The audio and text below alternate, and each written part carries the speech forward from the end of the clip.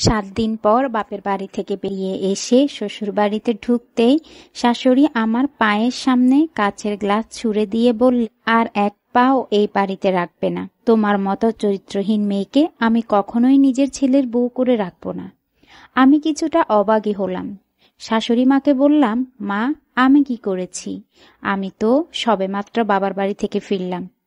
পাশ থেকে আমার শাশুড়ির বোন, মানে আমার খালা শাশুড়ি, উনি বললেন যেন ভাজা মাছটাও উল্টে খেতে পারে না।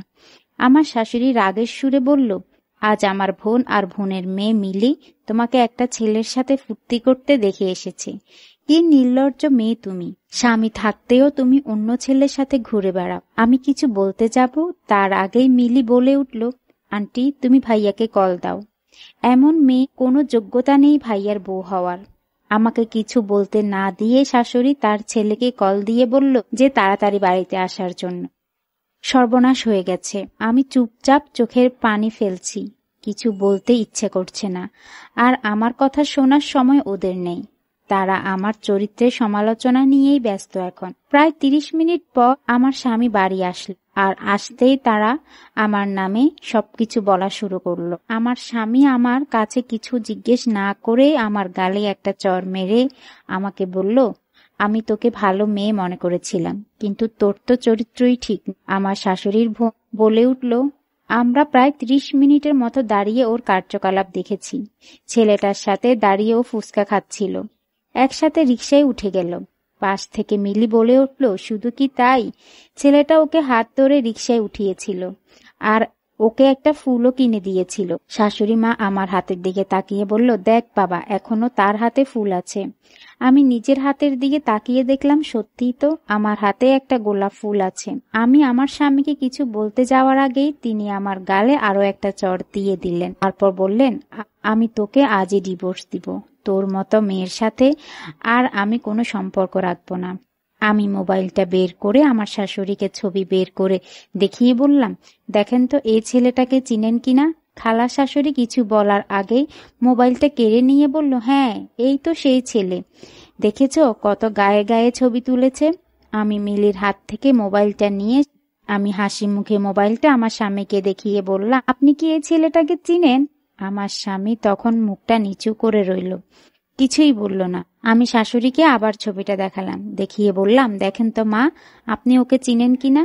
শাশুড়িকে চুপ থাকতে দেখে তার বোন বলে উঠল, কি হলো তোদের? কে এই ছেলেটা? শাশুড়ি মা বলল, ওই ছেলেটা ওর ভাই। তোরা বিয়ের দিন ওদের বাড়িতে যেতে পারিসনি, আর ওর ভাইও আমাদের বাড়িতে আসতে পারেনি, তাই তোরা ওকে চিনিস। শাশুড়ির কথা শুনে দুজনেই মুখ কালো হয়ে গেল। আমি সকলের দিকে তাকিয়ে বললাম, কারো সাথে কাউকে দেখলেই আপনারা তাদের প্রেমিক প্রেমিকা মনে করেন কেন? তাদের কি অন্য কোনো সম্পর্ক থাকতে পারে না? আমার গোলাপ ফুল খুব পছন্দ, তাই আমার ভাইকে বললাম আমাকে কিনে দিতে, তাই সে আমাকে গোলাপ ফুল কিনে দিয়েছিল। আপনারা কেন মনে করেন যে প্রেমিক প্রেমিকেরাই একে অপরকে ফুল দিতে পারে, বা ফুল দিলেই প্রেমিক প্রেমিকা হয়ে যায়? শাশুড়ি মাকে বললাম, মা, আপনি না বলতেন আপনার ভাই আপনাকে রোজ কলেজে এগিয়ে দিয়ে যেত? আপনাদের মতো অনেকেই আপনাকে আর আপনার ভাইকে দেখেও প্রেমিক প্রেমিকা মনে করত। মিলির দিকে তাকিয়ে বললাম, তুমি যখন কলেজে যাও তোমার পাশে কি কোনো ছেলে দাঁড়িয়ে ফুচকা খায় না? সবাই কি তোমার প্রেমিক হয়ে যায়? কাগজে কলমে শিক্ষিত হলেই কি মানুষ হওয়া যায়? নিজের মন মানসিকতার পরিবর্তন করতে শেখো, কাজে লাগবে। না জেনে কাউকে নিয়ে মন্তব্য করা উচিত নয়। সবশেষে আমার স্বামীর দিকে তাকিয়ে বললাম, তুমি আমাকে কি ডিভোর্স দিবে? আমিও তোমাকে ডিভোর্স দিব। তোমার মতো লোকের সাথে আমি আর সংসার করব না, যে অন্যের কথা শুনে স্ত্রীকে জিজ্ঞেস করার প্রয়োজন মনে করে না, তার গায়ে হাত তুলে তাকে ডিভোর্স দেওয়ার কথা বলে, তার সাথে আমার আর যা হোক সংসার করা হবে না। সেই মুহূর্তে ওদের বাড়ি থেকে বেরিয়ে এলাম, আর ভাবতে লাগলাম মানুষ এত নিচু মনের হয় কি করে। ধন্যবাদ। আজকের গল্পটি কেমন লেগেছে অবশ্যই জানিয়ে দিবেন। ফেসবুকে পরিচয়ের মাধ্যমে এক প্রবাসী ছেলের সাথে আমার প্রেমের সম্পর্ক গড়ে ওঠে। ছেলেটির নাম ছিল অয়ন। ছেলেটি আমাকে খুবই ভালোবাসতো, যা আমার প্রতি ওর কেয়ারিংয়ে বুঝতে পারতাম। রিলেশনে 2 বছর হওয়ার পর আমরা বিয়ে করার সিদ্ধান্ত নিই।